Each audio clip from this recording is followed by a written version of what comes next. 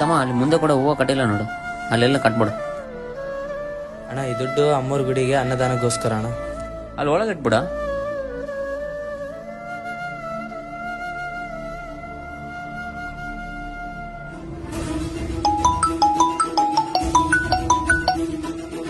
Hello ಅಣ್ಣ, ಇಲ್ಲಿ ನನ್ನ ಫ್ರೆಂಡ್ ಆಕ್ಸಿಡೆಂಟ್ ಆಗಿತ್ತಣ್ಣ.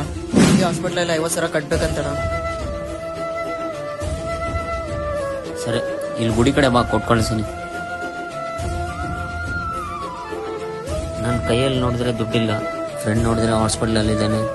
ಅಮ್ಮ ತಾಯಿ, ನಿನ್ನ ದುಡ್ಡು ಕೊಡ್ತಾ ಇದ್ದೀನಿ, ನೀನು ಹೇಗಾದರೂ ಕರುಣೆ ತೋರಿಸಮ್ಮ.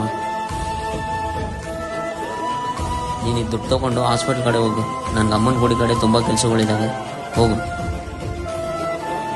ಅಣ್ಣ, ಸತೀಶ ದುಡ್ಡು ಕೊಟ್ಟಿದ್ದಲ್ಲಪ್ಪ ಅಣ್ಣ, ಅಡಿಗೆ ಮಾಡೋರು ಅಡ್ವಾನ್ಸ್ ಕೊಡ್ಬೇಕು.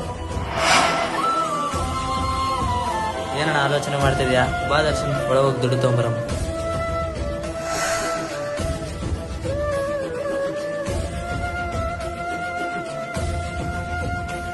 ಸರಿ ಅಣ್ಣ, ಈ ದುಡ್ಡು ತಗೊಂಡೋಗಿ ಅಡಿಗೆ ಮಾಡೋರು ಅಡ್ವಾನ್ಸ್ ಕೊಟ್ಟು ಬರ್ತೀನಿ.